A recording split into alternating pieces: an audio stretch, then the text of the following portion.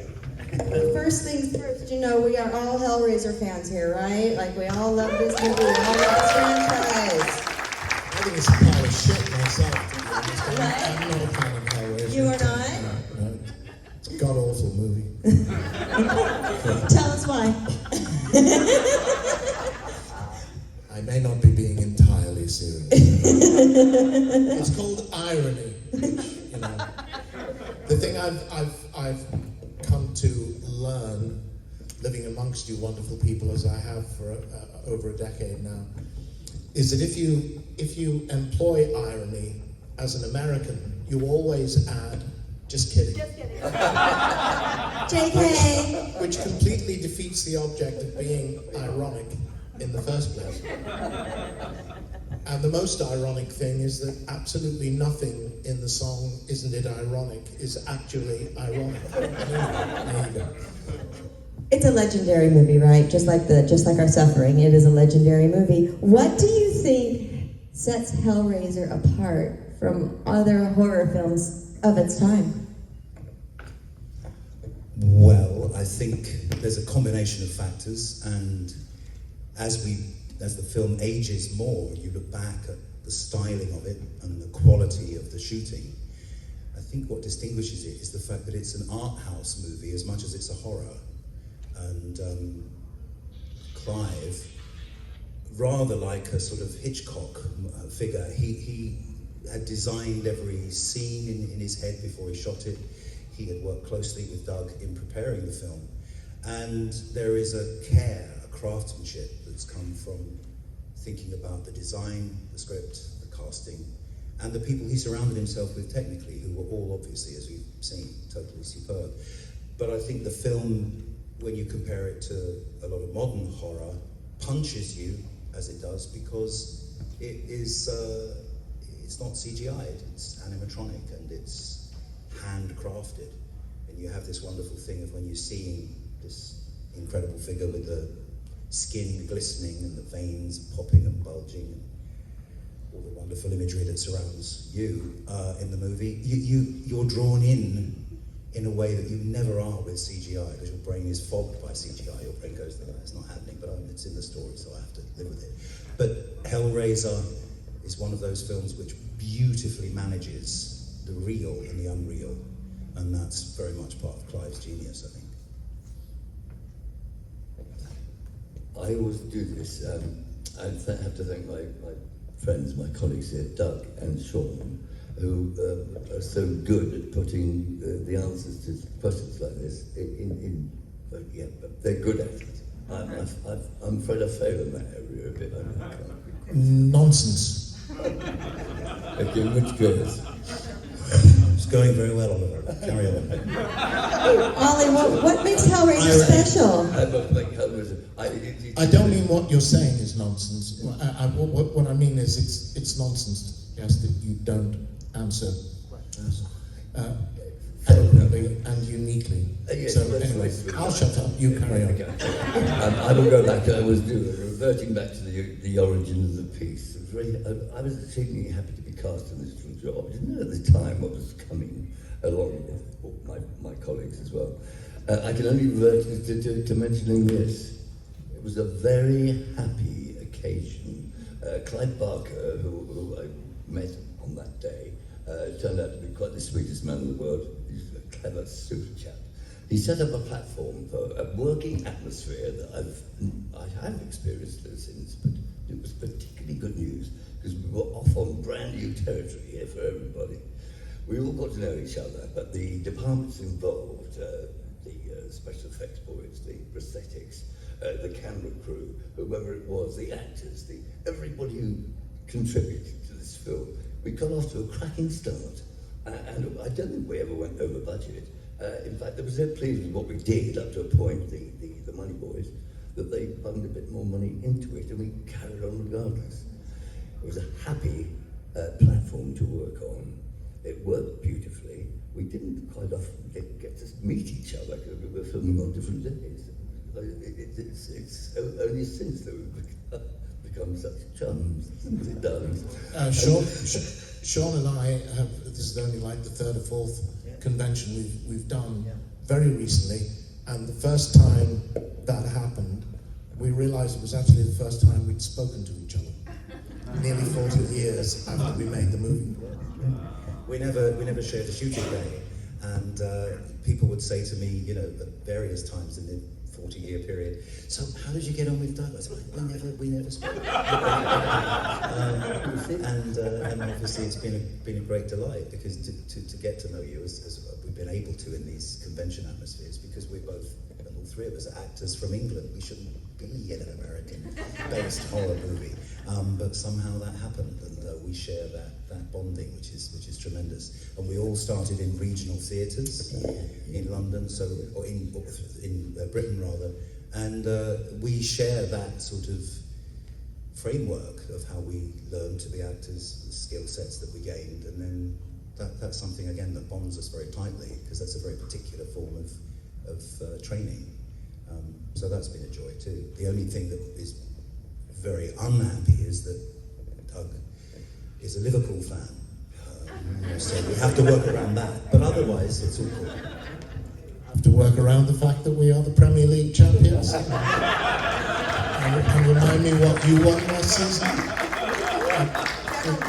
It begins with N and ends with G with an nothing in between. Moving on. So you guys all started, or you got your training in the theater, the live theater. This microphone is terrible. That's why I'm keeping it. I'm not giving it to you guys. What is different from the process of doing a play as opposed to doing a film?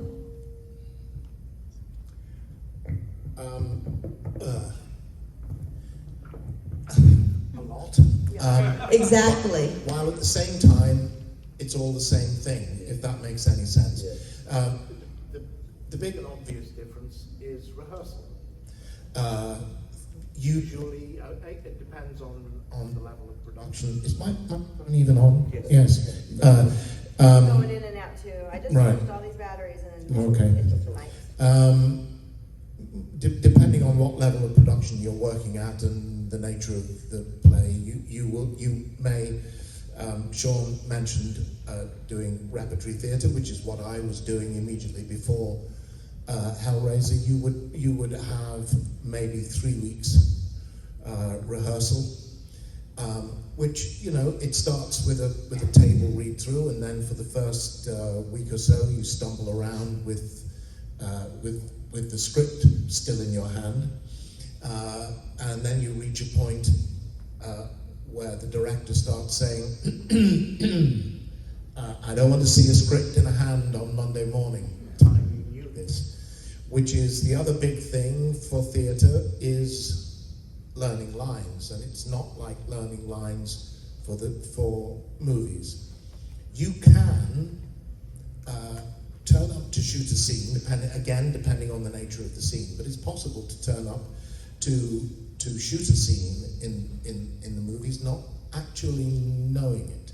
Maybe being familiar with it, but you don't necessarily need to know it for two reasons. One is that by dint of repetition, before you actually get to turn the camera on, you'll probably know it. And the other is the possibility of... I'm just going to put this down. Sounds good. Can you all hear me? Good. Can you hear me at the back? That's another thing about Theater voices. theatre, which is often referred to as shouting in the evening. Yes. So you learn line. The other thing I was going to say was that very often you'll find that on the floor, when you start to work a scene for a movie, things change, and dialogue may change, and things may happen spontaneously. It's not an approach I take. I do turn up knowing my lines and tend to get therefore annoyed when things start changing. But if you learn lines for the movies, you could give me a scene now and I could learn it well enough to know that if we shot the scene in an hour or so's time, I would know it. And if I'm not quite sure what I say next, I can always say, I'm terribly sorry, line, and you'll be given the line, and you go again. When you learn things for the theatre, you can learn the lines in the morning. You have to come back to them in the afternoon and know that you still know them, and come back the following morning and know that you still know them. Beyond that, when you finally get it in front of an audience, you're in control as an actor. When the curtain goes up, the director has no control over what you're doing. And you start to tell the story at the start of the story, and you go through the chronological process of the story until you reach the end. When you shoot a movie, you as an actor have absolutely no control over what's going on. And even after you've given your performance, you have no control over what's going on, because that wonderful line that you think you nailed and delivered perfectly may get cut out of the scene, or you may find that it's being delivered with your back to the camera, or you may find that the scene has been deleted from the movie entirely, and you have absolutely no control over that process whatsoever. The other difference is that on stage you do as I'm doing now, which is not addressing individual members of the audience, but I'm trying to make sure that everybody in the theatre can hear me, and I'm pitching my performance that way. In cinema, the performance goes that way, because everything's channeling from you to the camera, and particularly if, Michael Caine did a brilliant masterclass on acting, which was full of obvious little points of saying what happens when the camera comes in extreme close, which is you can't move, and you can't move your eyes. I mean, if you're the camera and I'm looking there, and we're in here, if I suddenly look at you, the audience is going to think, what the fuck's going on over there? Something terrible is happening over there. So you can't do it. You have to hold focus and concentration. You have to make sure you hit your mark and your light precisely, which in the theatre is not absolutely essential. You don't have to be in exactly the same place all the time, but that matters to know that you're going to be lit and in focus. Focus being nothing you have to worry about in the theatre. And of course, as I said, when you're shooting a movie, if you forget your line, we call it drying. I think Americans call it going up. Yeah. Yes. In the movies, you can say, "Oh God, I'm terribly sorry. What's the line? Thank you. I apologize. I'm sorry." And you go back and do it again. In the theatre, when that happens, there's a lot of silence, and if you're lucky, when I forget my line, Sean might know what I'm going to do. He may say something like, I suppose you're wondering where you're going to go tomorrow afternoon. That's right. I'll say, do you know what? Yes. It's exactly and on we go, and there are legendary stories of all of that. One of the ones I love about that particular kind of crisis you have in live theatre is repertory production, and you're doing an Agatha Christie play, and the villain comes on, and the leading man pulls out his pistol, and doesn't go off, and he's standing there with the thing going click, click, click, click, click. And, you know, a few seconds go by, and you're thinking very quickly, and he rushes up to the villain, he kicks him right in the ass, really hard. And of course the villain knows that's his kid, and he dies. If he doesn't die, He kicks him hard in the arse. That's right. The villain drops to the floor, and he turns to the audience and said, "Thank God for these poison boots." in those situations, the adrenaline rush that you have can create the most genius situations and solutions. There are legendary stories of older actors who were starting to find it a little difficult to learn all their lines and would place their lines on pieces of paper around the set because they would know that they'd start off here. At some point they'd come up here and read on the mantelpiece, so they could put a little bit of script on the mantelpiece, so they could look at the mantelpiece and think, oh, good, that's what I'm going to say there. And then they'd come over here to make a telephone call, and they could hide. But and then they come to the back of the chair and they see the chair, but then you hear stories that after they've done that, the stagehands come on to check everything's fine on the stage prior to curtain up, and they'll go, "What the fuck is that?" Taking it away, so the actor comes on stage and goes over to the mantelpiece and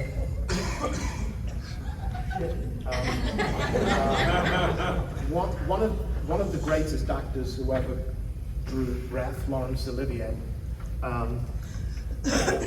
who I never saw on stage, but I had a close friend whose parents saw most of his career on stage, all his great performances, Richard III and Othello and so forth, who insisted if you didn't see Olivier on stage, you had no idea what he was as an actor. He had terrible trouble learning his lines. He was not good at it.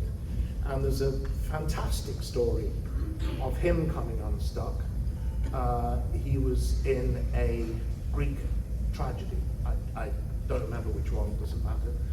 But as you know, very often in Greek tragedy, the terrible events happen, but they don't happen on stage. They happen off stage and they're reported. And this was a case in point where a messenger brings a scroll on to give to Olivier's character. And Olivier had thought, great, I don't need to learn this. I can have it on the scroll, because he would then unravel it and read the scroll. Came the night, the messenger brings the scroll on, he unrolls the scroll. The actor has picked up the wrong scroll. It's blank.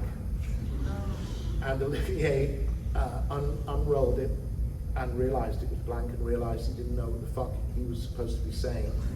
Quietly rolled it back up again, handed it to the messenger and said, "You read it."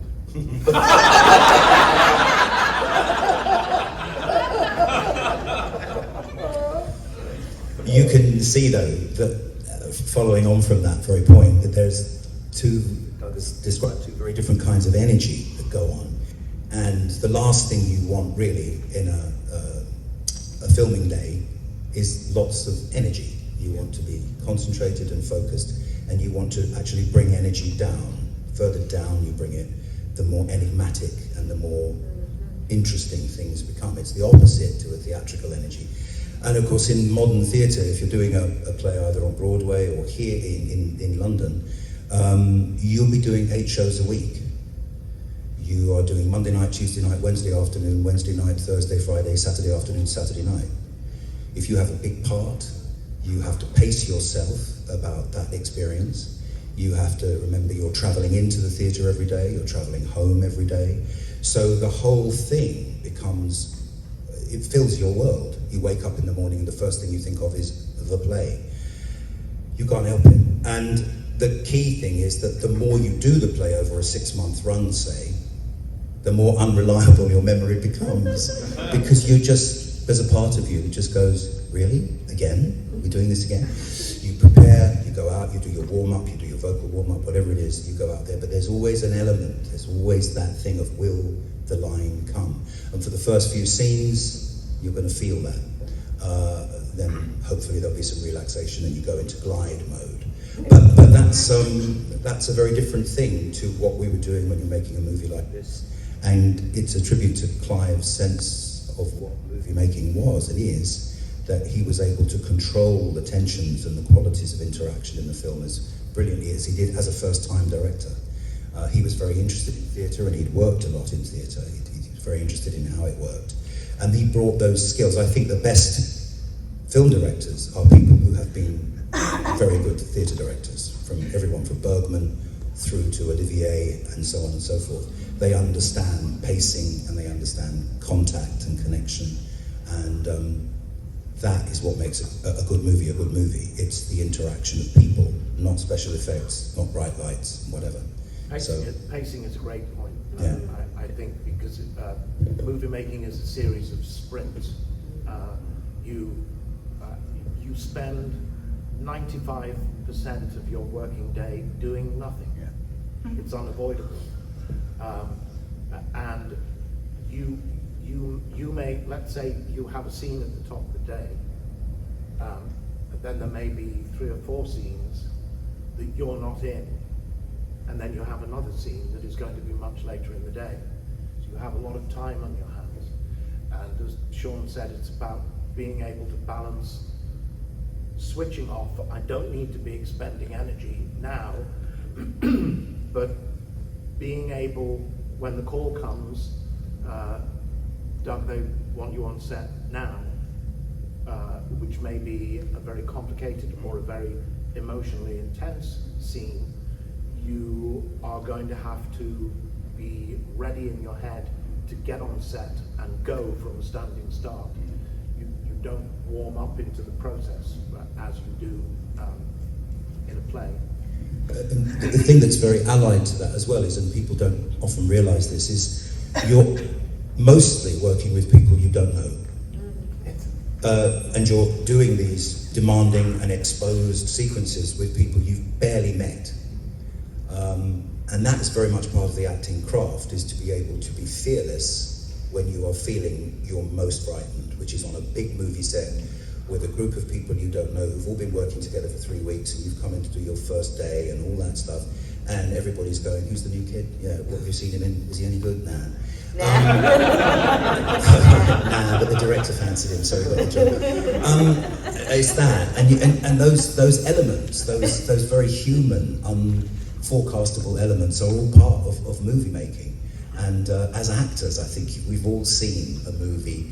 You see someone come into a scene, and ostensibly it's all fine. The words are coming out, they're moving around, and you're thinking, you start to shoot adrenaline because you're thinking, this guy is so uncomfortable. He's just coasting. He's just about getting through. Or an actress who's having a terrible scene. And you think, I can see that. I can smell that fear. I can just, But it's part of the process. I find, and I don't do theatre anymore of any kind. I don't do any acting anymore. But I find that the process of doing 8 shows a week was agonisingly dull, even in the best material. And I loved making movies for this very reason, that you go in on the day, you shoot quickly, hopefully, usually, and you shoot powerfully, and then you get out. There's a new day, new words, new location, and fresh energy. Gone. So gone and move on. Yeah. I like repetition. I mean, but it depends. So, I mean, I've been in plays where there's always the adrenaline rush that takes you through the insanity of the technical dress rehearsal, when you see everything fall apart before your eyes, and then the dress rehearsal, and then first night, and all of that is a massive adrenaline surge. And I've been in things where after the first 2 performances I've thought,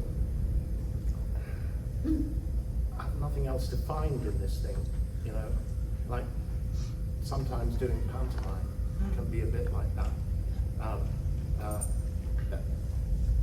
That's when you have to find the energy in yourself as an actor to make sure that doesn't get the better of you. Because always, no matter how bored and fed up you may be with the play that you're doing, and whether you think it's not really a very good production and the cast isn't very good, is irrelevant. When the audience comes into the theatre on this particular Tuesday night, it is the one and only time that this play will ever be performed in this way, in these moments, and you have to make it live. And there's that wonderful thing in Hamlet, isn't there? The advice to the players. Shakespeare writes this wonderful thing of a kick up the backside to all actors. He says, there will always be in that audience even if it's 10 people in a tiny town or whether it's a 1,600 seat theatre, there's always going to be one person at least in that audience who is cleverer, sharper, brighter, wittier, more with it than you. So make sure that you work for them. Make sure that every standard, every choice you make is for the highest quality, right, the highest level. And that way, that's been, I mean, it's wonderful advice, because it's that keeps you motivated to do your best work. And it's invariably true. There's always someone out there who's seen the play 20 times in different productions and is usually an expert in the material or whatever, and you meet them after the show. You will meet them in the bar. You'll meet them in the bar, and they will tell you. Usually without any irony. That's the thing. The instinct prevails anyway. Don't you go out and feeling that. That's not something you have to sort of whoop up in your head going out on stage. You're obviously going to do your instinctive best. And if you flop, crikey, that rare. We all know that one. Well, it's rare, but it's a some shock. productions where I've been aware that some people were, as we say in the UK, phoning it in. Oh yeah. That they're doing the bare minimum to get by in the performance. And for me as an actor sitting in the audience, having paid good money for the privilege, it's very annoying when you see it, but you do witness it sometimes. You're there to serve the play, that's the key thing. And that's, as long as everybody in the company believes that, and not everybody always does, you're there to serve the material. And if you've said, yes, I'll do this play, it's been sent to you, you've read it, you think it's wonderful, or you don't. If you don't do it. But if you think it's a wonderful play, then there's a great sense of, I want to make this play as good as it can be. I mustn't get in the way. That's at least is another thing, isn't it? Don't be the thing that gets in the way of the play being good. So yeah. Don't be the only bad person. Yeah. It's an unsung piece. Everybody's going to be thinking along the same lines as that. And I would say 99% of the time, that's always true. Yeah. In theatre and in cinema. And it kind of wraps around to the first question. One of the key things that Clive got right was the casting. With one or two exceptions we don't need to talk about, but generally speaking, all the key parts were cast faultlessly. I don't think you could improve on Ashley as Kirsty. You can't improve on what Claire did as Julie. It's an extraordinary performance. You can't improve on Andy's contribution both as Larry and then as Frank in Larry's Skin. Such a gap between those performances, because Larry is such a milksop. And Andy, I've heard Andy say in Q&As that was the hard part for him. Playing Frank in Larry's Skin, all the Come to Daddy stuff and the Jesus Wept, for him that was easy. but being so restrained and so pathetic as Larry was hard work. And there were you always arrive at the beginning of making a film, and sometimes the pieces all fall into place, and sometimes they don't. And Hellraiser was an example where they did. Robin Vigeon's role in the success of the movie, who was the director of photography, cannot be underestimated. Clive had not directed a grown-up movie, if I can use that phrase.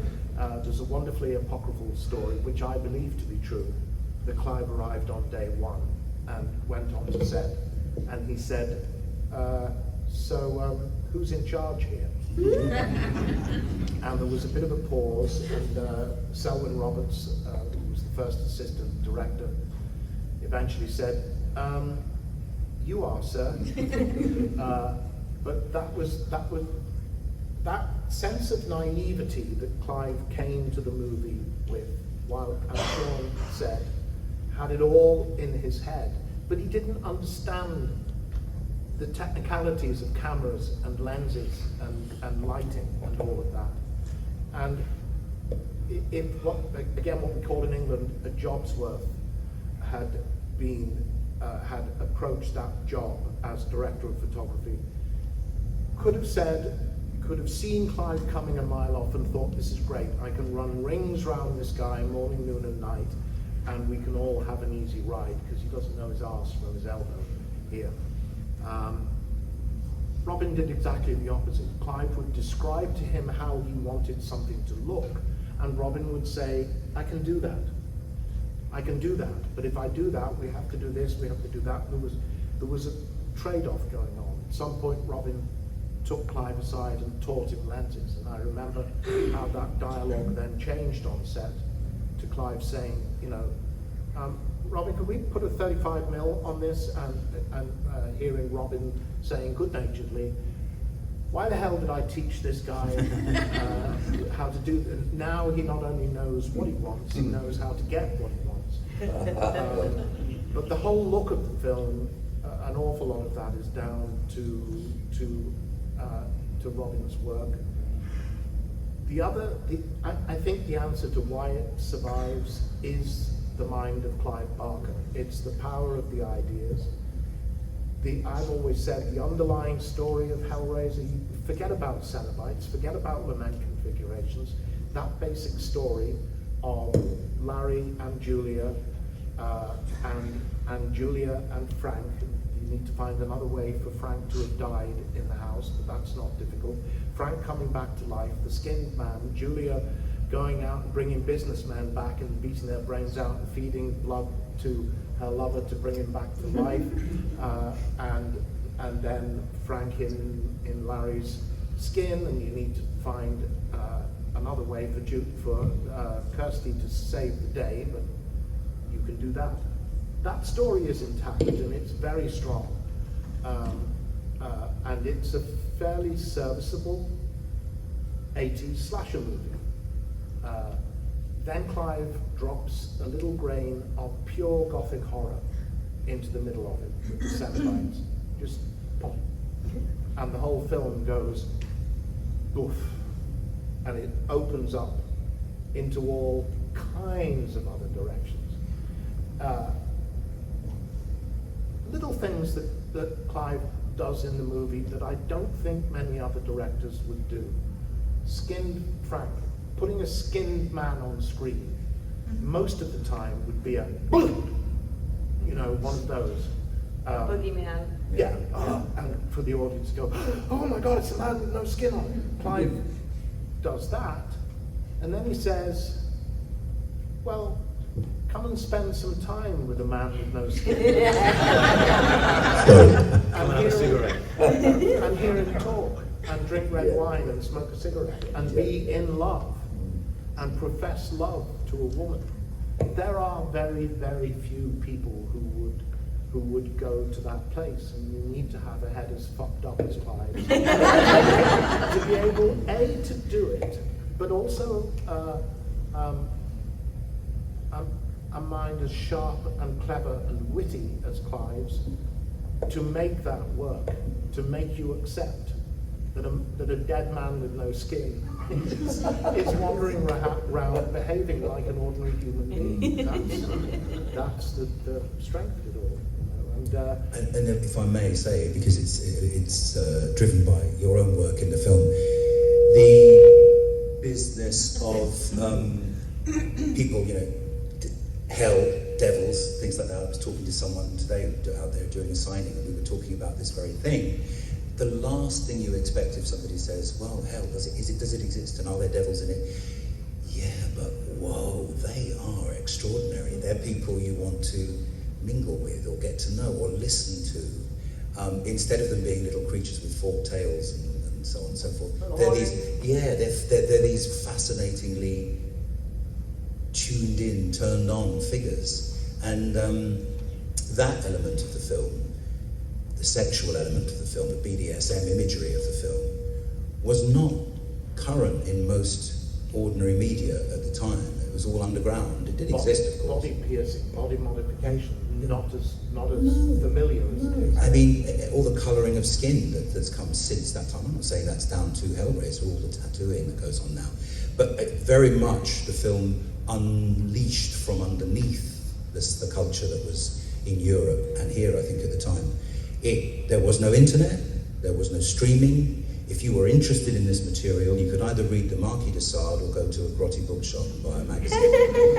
And what the film did was tap into a huge amount of energy that was bubbling up in the subculture in Europe and here too.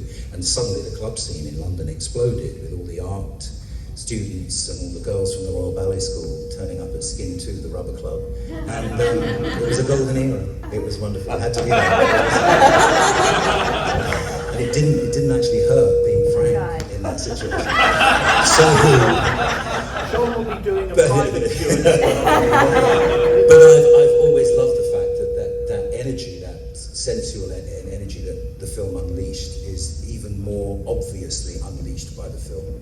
Now I see more clearly that it did that. Yeah. At the time, I didn't know that was really what was happening. So we have time for one or two audience questions. Who's got it? Raise a hand in the back. I have the same question. Was there anything from the movie that you stole or took home, like a prop, or like anything you still have from the Hellraiser film? Anything from the Hellraiser films you took home? The last time we were asked this question at a convention, we discovered that Claire had stolen her earrings. That's right. That's right. I think that the question was about design elements, other than something involving yourself, a design element in Hellraiser that drives the film. And Julia's earrings got a couple of mentions, and I think the question was put, whatever happened to the earrings? And Claire very calmly said, "Oh, I don't know, darling, they may have fallen into my handbag." I have one lament configuration from Hellraiser 3, nothing to be excited about. It's what we call the hero box, a block of wood with bits of metal glued onto it and lacquered over the top.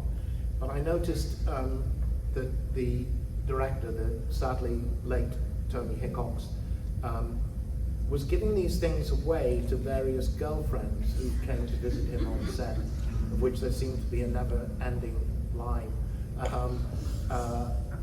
And I watched this and I thought, for fuck's sake. So I said to Paul Martin, our AD on Hellraiser 3,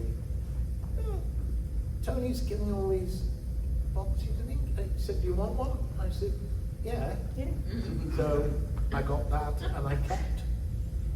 When we moved from Cricklewood Production Village to Pinewood to make Hellbound, it felt like moving up in the world. To me, Hellraiser was my first movie, Hellbound was my second movie. To be going through, being driven in the back of a very nice car through the gates of Pinewood on my first morning for Hellbound was I couldn't breathe moment, because this was Pinewood fucking Studios that I was going into, and I'm intensely aware of everybody who's gone in through there before me and everything that's been filmed in there. It was a wonderful, wonderful rush.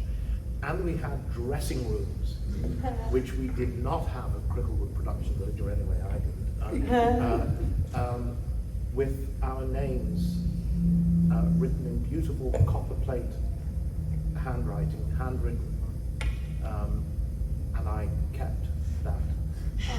I kept a piece of the makeup, but I didn't know how to look after it, and it desiccated. So it crumbled away to dust. Yeah. As we all will. Did you take anything from set? I've never heard that question, and I wasn't at the one where Julia had her earring moment. No, I never took anything from there, but I think Clive stole my leather jacket. Because it just wasn't there one day.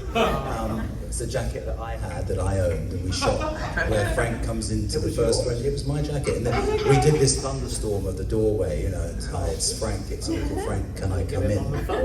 Get him on the phone, get and see if he's still wearing it. And it was taken away to be dried, because it was my own jacket after the scene. And never seen again. So I hadn't actually put two and two together till you asked that question. Clive's got the jacket. Did you take anything? Yes, I did. I was given a present.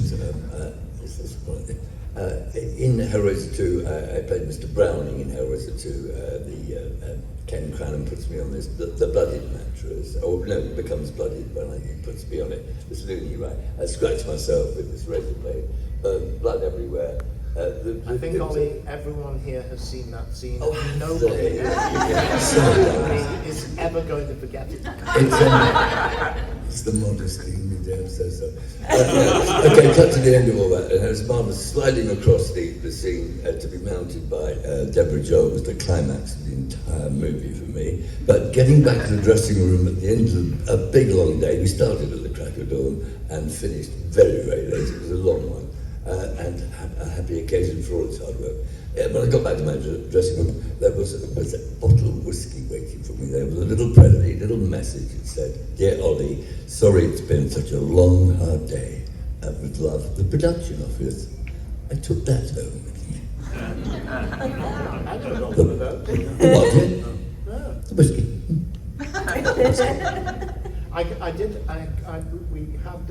I had my 21st makeup application during Hellbound, counting from the start of Hellraiser, and they gave me a 21st birthday party with a big birthday card, which I still have. I'd forgotten about that, but I still have that, and flowers and champagne for my 21st birthday. I think I had my 50th birthday on Hellraiser 3, and I turned 100 on Hellraiser 5 with a cake and a telegram from the Queen. Did you keep track till the end? How many makeup applications total? Or did you lose track after 100? I never knew. I wasn't counting. Yeah. That was Inferno. So then we did Hellseeker, Deader, and Hellworld. I imagine it would be. It must have been getting close to 150 thereabouts. I would imagine. All right, any more questions? Yellow shirt.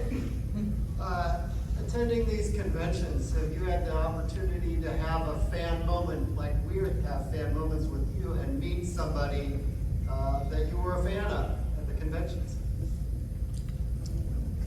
Many a time and oft.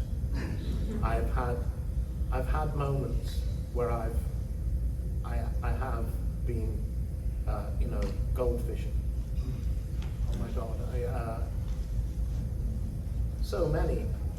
Alice Cooper, and feeling now that Alice is a mate, which is crazy. What a sweetheart! What an absolute sweetheart that man is too. He's just lovely. But lots of them. I remember walking across the tent at Chiller Theatre, and being stopped because I thought, oh my God. It's Joni from Happy Days. She's sitting right there. Oh my God. And I did stand in line to get Tippi Hedren's autograph. She didn't know who I was. It didn't matter. I didn't care. I just stood in line behind everybody else and, to get her autograph, which I have framed and hanging on my wall at home. But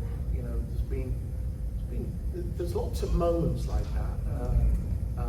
I remember kind of clearing things on my table at one point, and a voice said, I think I was being a bit pissed off about something. I can't remember what it was, a bit grumpy. And a voice said, I am a big admirer of your work. I thought, who the hell is this now? So I looked up, and it was John Landis. So always be careful when you hear people saying those things to you. You have no idea. One of the most extraordinary moments was at Monsterpalooza, and this was Sunday again, clearing up. We sign at Monsterpalooza in like a long corridor. All the tables are there in the Pasadena Convention Center. And you can see all the way down, and I'm aware there's a bit of a kerfuffle going on all the way down here, and there seems to be a guy in black pants and a white dress shirt who's roughly at the heart of it. I didn't pay it any attention. Carried on clearing up stuff on my table, and I look up and register that here's this old guy in the black pants and the white shirt walking past my table. And so I thought, well, that's who it was, and I carried, and I thought, that was Dick Van Dyke. Oh. And it was. Who would know? He's a big fan of horror. Yeah. And he loves going to Monsterpalooza, but he likes to go, you know, at the end of the day when the crowds have subsided, and he loves to go around and look at, because Monsterpalooza is partly a craft show. All the top makeup artists and designers go to the show, and they'll put their work on display, and some of it is just jaw-dropping. Now, you would never imagine that Dick Van Dyke would be a huge fan of that. Again, at Monsterpalooza, just walking around the exhibition area, and suddenly seeing a rather familiar stovepipe hat somewhere in the distance, and yeah, it was Slash.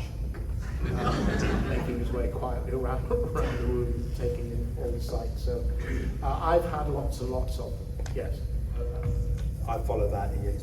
And also you have a situation where when you're working as an actor, you're always meeting actors who you've admired, whether that's on a screen, on a set, or in the theatre. So multiple times, yes, multiple times. I've suddenly been doing a scene with someone I've admired for years, yes.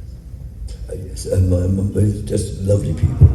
I'm always talking about. I had the pleasure of working with the late great Gail Honeycutt, a beautiful woman, on an Elstree Little Joy playing a baddie. We had a little two-act thing together. That was one little moment in life. I couldn't get over that. And the other one was Morris on an episode of Doctor Who I did.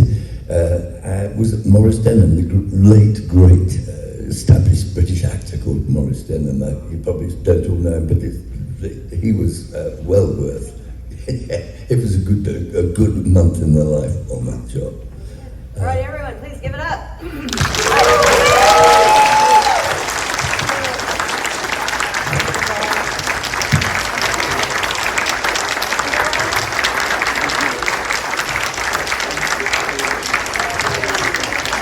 Hey, Ashlyn, can you come up?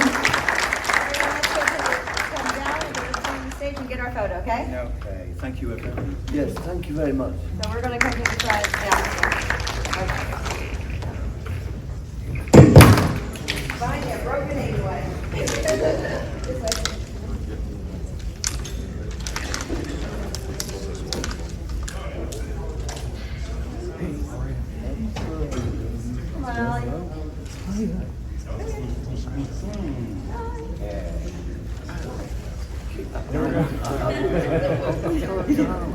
All right, 1, 2, 3.